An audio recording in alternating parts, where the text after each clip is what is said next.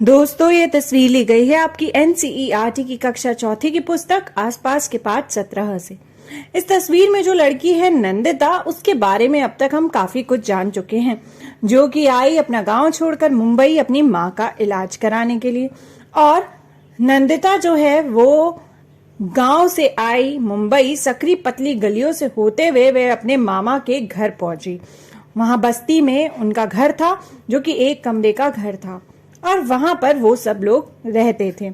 अब इतने महीनों बाद, इतने समय बाद नंदिता का मुंबई में मन लगने लगा ही था कि अब एक नई परेशानी आ गई है और आजकल उसके मामा बहुत परेशान रहते हैं। चलिए जानते हैं कि आखिर क्या परेशानी आई है नंदिता और उसके मामा को। आजकल मामा बहुत परेशान हैं। मैं उनसे मुझे मुंबई घुमाने को भी नहीं कह सकती। पिछले हफ्ते कुछ लोग बस्ती खाली करने का नोटिस दे गए थे। अब यहाँ बड़ा होटल बनेगा। मामा ने बताया था कि पिछले 10 सालों में उन्हें तीसरी बार नोटिस मिला है।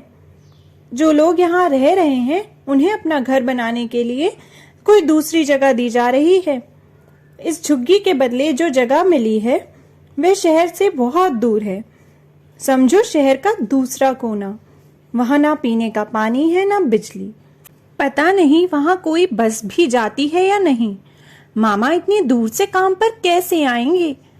कितना ज्यादा पैसा लगेगा और कितना ज्यादा टाइम भी। और मामी, उन्हें वहां काम मिलेगा भी या नहीं? अगर मामा नई जगह चले गए तो मैं माँ से मिलने कैसे आऊंगी?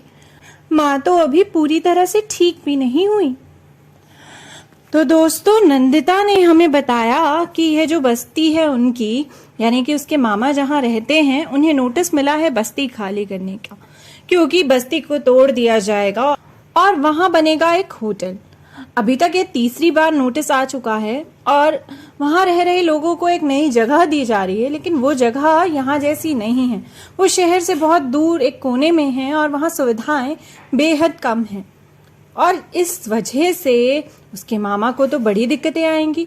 वो इतनी दूर से काम पर कैसे आएंगे और नई जगह पर उसकी मामी को काम कैसे मिलेगा, घर कैसे चलेगा, खाना कैसे पकेगा। और साथ ही नंदिता की जो माँ है वो अभी भी अस्पताल में भर्ती हैं। जब से वे आई हैं वो तो अस्पताल में ही भर्ती हैं। अगर मामा के साथ उसे जाना पड़ा दूर तो नंदिता अपनी मम्मी से, यानी अपनी माँ से मिलने कैसे आएंगे अस्पताल? तो दोस्तों, नंदिता, उसके मामा, उसकी मामी और घर के सारे लोग हैं बहुत ही परेशान। और बस्ती के सारे लोग भी बहुत परेशान हैं, क्योंकि उनका घर जो है उसे तोड़ा जा रहा है। वहां पर नई चीज बन रही है और उन्हें वहां से हटाया जा रहा है। दोस्तों, ऐसे ही कुछ समय पहले तक मैं एक घर में रहती थी, 2019 तक, लेकिन वो घर भी टूटने वाला था, जिस कारण हमें नोटिस आया और हमें भी घर खाली करना पड़ा। वो था तो सरकारी घर, लेकिन फिर भी हमें खाली करना पड़ा, क्योंकि वहां पर नई बिल्डिंग बनेगी, क्योंकि वहां पर अब सरकारी घर नहीं रहेंगे। देखिए, यह रही तस्वीरें जब मेरे घर को तोड़ा गया और हमें वहां से नई जगह जाना पड़ा था। बड़ा ही दुख हुआ था, क्योंकि हमेशा से हम यहीं रहे थे। इतने सालों तक हमारा यहीं पर मन लगा था और फिर अचानक हमें घर बदलना पड़ा, क्योंकि यहाँ पर नई बिल्डिंग बननी थी। क्या आपने भी अपने आसपास कहीं पर ऐसा देखा है कि किसी को घर खाली करना पड़ रहा हो, क्योंकि वहां पर उस पर्टिकुलर जगह पर अब नई बिल्डिंग या कुछ और बनेगा और उस घर को, उस जगह को तोड़ा जा रहा हो, जैसे कि नंदिता के मामा का घर या फिर मेरा घर? लोगों से उनके घर क्यों खाली करवाए जाते हैं? Why do people have to vacate their homes?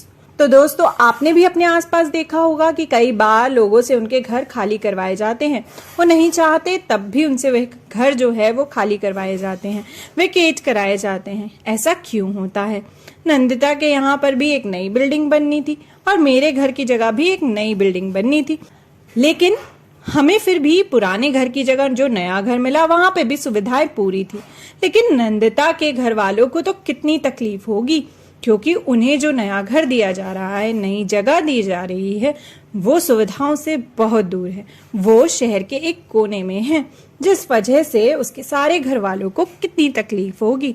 घर कैसे चलेगा और मामा काम पर कैसे आएंगे और नंदिता अपनी माँ से मिलने कैसे आएगी। तो सोचिए दोस्तों, अक्सर जब लोगों से उनके घर खाली करवाए जाते हैं, जरूरी नहीं कि हर बार उन्हें परेशानी हो, लेकिन ज्यादातर कई बार लोगों को परेशानी होती है जब उनसे उनके घर खाली करवाए जाते हैं। कई बार नई जगह पर मन नहीं लगता, तो कई बार जैसे नंदिता के मामा के साथ हो रहा है, बस्ती वालों के साथ हो रहा है कि उन्हें नोटिस देकर नई जगह भेजा जा रहा है, वहां पर उतनी सुविधाएं नहीं। आपको क्या लगता है, इन परेशानियों के अलावा और किन परेशानियों का सामना करना पड़ता होगा लोगों को जब उनके घर है वो खाली करवाए जाते हैं?